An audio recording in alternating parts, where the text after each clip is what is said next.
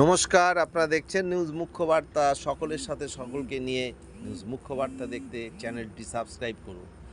আজ দুর্গাপুর ক্যানল সংলগ্ন শ্রমিকনগর কলোনির সদানন্দ হরগৌরী আশ্রমের বার্ষিক পূজা ও উৎসব উপলক্ষে এক সাধু ভাণ্ডারা ও সাধু প্রবচন অনুষ্ঠানের আয়োজন করা হয়। এই অনুষ্ঠানে উপস্থিত ছিলেন জুনা আখড়ার রাষ্ট্রীয় সচিব শ্রী মহন্ত রঞ্জিতানন্দ গিরিজি মহারাজ সহ বহু সাধু সন্তরা। আশ্রমের অধ্যক্ষ কনকানন্দ গিরি মহারাজ এই অনুষ্ঠানটি সুন্দরভাবে পরিচালনা করেন। এই অনুষ্ঠানে সাধু প্রবচন এবং সাধু ভাণ্ডারা অনুষ্ঠিত হয় এবং জুনা আখড়ার রাষ্ট্রীয় সচিব শ্রী মহন্ত রঞ্জিতানন্দ গিরিজি মহারাজ একটি সুন্দর আশীর্বাদ বাণী শোনান। তিনি এ বিষয়ে কী বললেন তা আমরা তুলে ধরলাম। ব্যুরো রিপোর্ট, নিউজ মুখ্য বার্তা।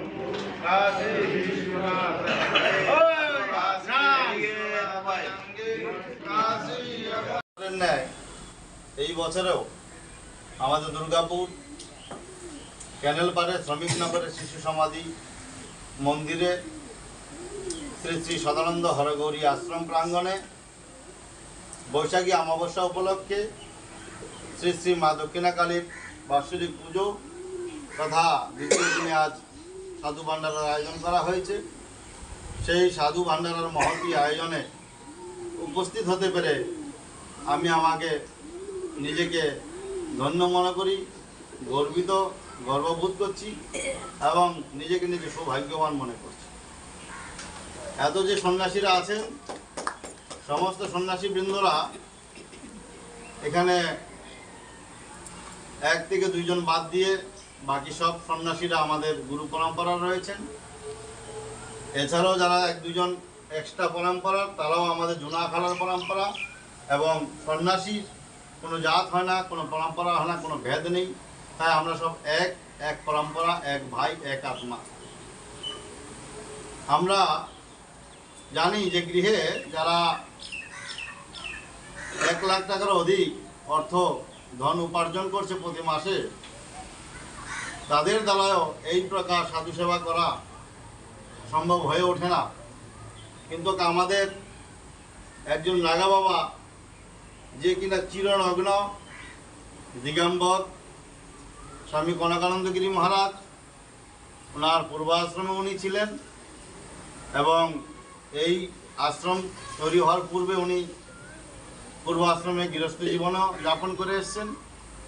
কিন্তু যখন ওই দিকটা ত্যাগ করে এই দিকে উনি প্রবেশ করেছেন, তখন থেকে ওনার জীবনে সক্রিয় ভূমিকা আধ্যাত্মিক জগতে তার কতটা মাহাত্ম্যবান এবং মূল্যবান, সেটার প্রমাণ আজকে উদাহরণ এই আজকের অনুষ্ঠানটা।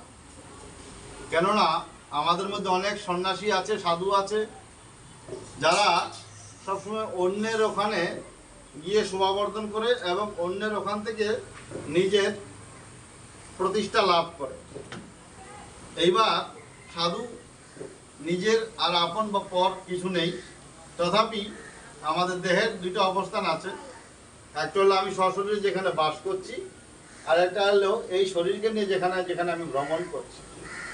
তো ভ্রাম্যমান অবস্থা থেকে কোনো কিছু উপার্জন করে, প্রাপ্তি করে, নিজেকে প্রসিদ্ধ করা, প্রতিষ্ঠা লাভ করা, আর সশরীর নিয়ে যেখানে বাস করছি সেখানে থেকে গুরুর নাম করে, গুরু কৃপা লাভ করে 10 জন সাধুর দর্শন করা, তার মধ্যে অনেক অন্তর।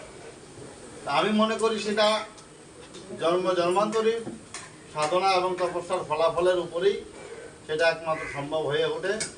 কেননা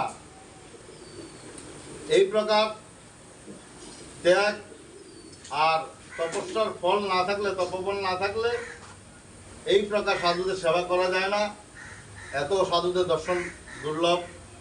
তাই সাধারণ সাধু থেকে নিয়ে নাগা বাবা, শ্রী দিগম্বর সবাইকে উপস্থিত করেছেন। ওনার তপবলে ওনার গুরুদেব খুশি হয়েছে, তাই ওনার গুরুদেবের কৃপা বর্ষণ হচ্ছে। সেই কৃপা বর্ষণের প্রমাণ হলো আজ এত সন্ন্যাসী এক জায়গায় একত্রিত হয়েছে। আমরা খুব গর্বিত যে আমাদের গুরু পরম্পরায় আমাদের এক গুরু ভাই স্বামী কনকানন্দ গিরি মহারাজ এই ছোট্ট ব্যবস্থার মধ্যে অনেক বড় রূপ দেওয়ার চেষ্টা করেছে। গতকাল এখানে মায়ের পূজা খুব ধুমধাম করে হয়েছে এবং বহু ভক্ত সমাগম, এই এলাকার কয়েক হাজার ভক্তরা প্রসাদ গ্রহণ করেছে। গতকাল থেকে নিয়ে আজ সকাল পর্যন্ত সেই প্রসাদ বিতরণ হয়েছে এবং এই মধ্যাহ্নে সাধুদের সেবার ব্যবস্থা করা হয়েছে। আমরা আমাদের গুরু পরম্পরার পক্ষ থেকে ব্রহ্মলীন শ্রী দিগম্বর সদানন্দ গিরি মহারাজের গুরু গদিপতি হিসাবে আমি স্বামী রঞ্জিতানন্দ গিরি মহারাজ, আমাদের গুরু পরম্পরার সমস্ত সাধু সন্ন্যাসী এবং শ্রী পঞ্চদশ নাম জুনা আখাড়ার পক্ষ থেকে, সবার পক্ষ থেকে আমি স্বামী কনকানন্দ গিরি মহারাজকে বারংবার হার্দিক অভিনন্দন, ধন্যবাদ জানাচ্ছি। কেননা এই প্রকার মহতী কাজ করার জন্য মনকে অনেক বড় করতে হয়, নিজের জীবনে মানসিকতায় ত্যাগের পরিচয় দিতে হয় এবং নিজের মনে সাহসিকতার প্রয়োজন থাকে। উনি তিনটাই করে দেখিয়েছেন। মনের মধ্যে ত্যাগ আছে, তাই এই প্রণামী এবং পাথিও দিয়ে সাধু মহারাজকে উপস্থিত করতে পেরেছেন। মনকে অনেক বড় করতে পেরেছেন। উনি একাও এইভাবে আনন্দ করে পুজো করে পরের দিন ভালো সেবা করে আনন্দ করতে পারতেন, ভক্ত নিয়ে থাকতে পারতেন, কিন্তু না, উনি যা দেখলেন, আমার যা অর্থ ধন উপার্জন হয়েছে, আমার গুরু কৃপায়, আমার গুরু পরম্পরা যারা আছে, আমার পরম্পরার ভাই বন্ধু যারা আছে, তাদেরকে নিয়ে আমি একসঙ্গে যৌথভাবে সেবা করবো, প্রসাদ পাবো, এই মহান মনের পরিচয় দিয়েছে। এবং এতটুকু কাজটাকে আমাদের এই দুর্বল সাধু, আর্থিকভাবে যে দুর্বল সাধু, যারা সমাজের এক কোনায় পড়ে আছে, সেই সব সাধুদের জন্য এই বৃহৎ কাজ করার জন্য প্রায় আজকে 21 জন সন্ন্যাসী এখানে উপস্থিত রয়েছে। তাদেরকে সেবা দেওয়া, এক জায়গায় একত্রিত করা, দক্ষিণা দেওয়া, প্রণামী পাথিও দেওয়া, এটা একটা বড় সাহসের প্রয়োজন থাকে। সেইটা অনেক কম সাধুর মধ্যে সম্ভব হয়, যেটা আমাদের কনকানন্দ গিরি মহারাজ করে দেখাতে পেরেছে। তাই পুনরায় সব সাধু মহারাজদের পক্ষ থেকে, সব মহারাজদের পক্ষ থেকে কনকা মহারাজকে আমি ধন্যবাদ দিই, অন্তরাত্মা থেকে ভালোবাসা জ্ঞাপন করছি। আর গুরুর কৃপা ওনার উপরে বর্ষণ হোক। উনি যেন প্রতিবার, প্রতি বছর, প্রতি অনুষ্ঠানে, যখনই কোনো অনুষ্ঠান হবে, এইভাবেই যেন নিজের পরম্পরার বা আদার্স অন্য কোনো পরম্পরার সনাতন ধর্ম অবলম্বী, বৈদিক ধর্ম অবলম্বী এবং গুরু পরম্পরার, গুরুর অনুগামী সকল পরম্পরা শিষ্য ভক্তদেরকে নিয়ে এইভাবে মনোরম অনুষ্ঠান করে সবাইকে নিয়ে যেন এইভাবে এই আশ্রমকে অনেক উপরে এগিয়ে নিয়ে যেতে পারে এবং এই দুর্গাপুর সহ সারা জেলা, সারা বাংলা, সারা দেশে যেন এই ছোট্ট আশ্রমটির নাম ছড়িয়ে পড়ে দিকে দিকে নাম রোশন করে, সেইটাই আমি কামনা করি গুরুর কাছে। আমি বড় আনন্দিত যে আমাদের মায়ের যে কৃপা, আমরা বাংলায় শক্তির উপাসক, আমরা জন্মসূত্রেই আমাদের মধ্যে রক্তের মধ্যে শক্তির উপাসনা বইছে। তাই সারা বিশ্ব ব্রহ্মাণ্ডে অনেকেই তপস্যা করে শক্তির দর্শন করার জন্য, শক্তির উপাসনা করার জন্য, কিন্তু বঙ্গদেশে পূজিত শক্তি, তা এই শক্তির স্থান হলো আমাদের বঙ্গরাজ্য, বাংলা, পশ্চিমবঙ্গ, পশ্চিম বাংলা। এবং এই বাঙালি শুধু বাংলাই নয়, বাংলার বাইরে আসাম, ত্রিপুরা এবং এদিকে বিহার, উড়িষ্যা, যেখানে যেখানে বাঙালি ছড়িয়ে আছে, সব জায়গায় সেই শক্তির উপাসনা তাদের রক্তের মধ্যে পড়েছে। মা কালী আমাদের মধ্যে বিশেষ, যদিও আমাদের শক্তির উপাসনা, শারদীয় দুর্গা পূজা বিশেষ মাহাত্ম্য রাখে,